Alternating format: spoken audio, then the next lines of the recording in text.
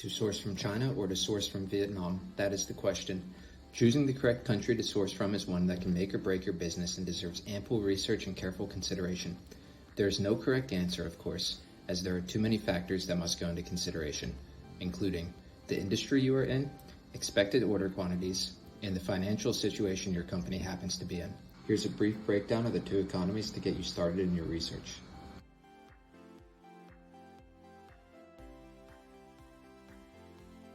Labor costs vary depending on where you are, but typically you can expect the cost of labor in Vietnam to be about a third of what it is in China.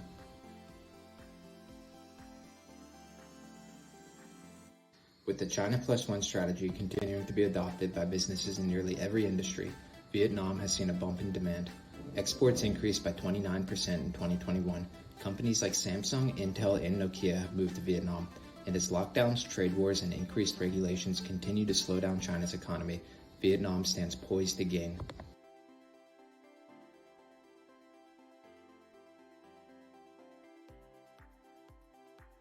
Alibaba is of course the ultimate B2B platform. Nearly every credible supplier will use it, and many tutorials for using the site effectively can be found online.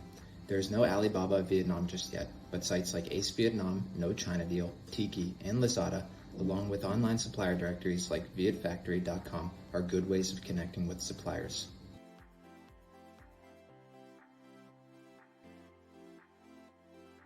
Cash cows die young in China. The fact of the matter is that suppliers in China often check on sites like Amazon and Alibaba to see if their products are making a profit. If so, they might decide to cut out the middleman, you. Will it happen in Vietnam? Of course. But because Vietnam is a smaller and less powerful country, they will have to be far more responsive towards accusations than China has been.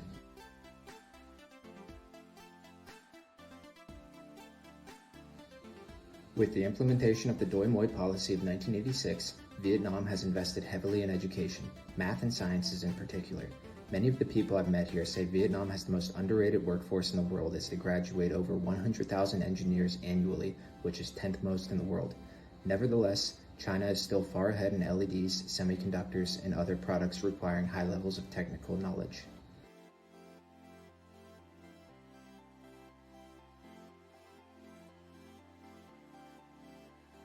China has some of the best infrastructure in the world, and the total order-to-delivery time is just 31 days, while it is 46 for Vietnam.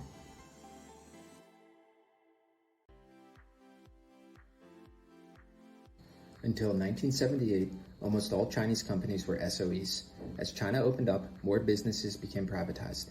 In the 90s, China implemented a policy called grasping the large and letting the small go, which focused on maintaining control over large companies while letting the smaller ones be privatized. Some thought eventually the large too would be let go, but to the contrary, of the 117 Chinese companies on the Fortune 500, 91 are SOEs. They account for approximately 25% of the nation's companies and 40% of the GDP. Currently, 0.4% of Vietnamese companies are SOEs, but they account for 20% of the GDP. Those numbers have dropped by a half and a third respectively over the past decade, and the trend towards greater privatization and less government interference doesn't appear to be slowing down as trade agreements such as the TPP and RCEP have restrictions on SOEs. With many new companies explicitly saying they are leaving China because of government interference, it would be surprising to see Hanoi follow in Beijing's footsteps anytime soon.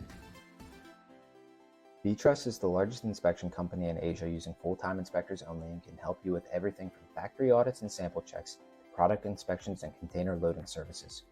For more information on our services or questions about doing business in Asia, please email us at info@vtrust.com or visit www.vtrust.com.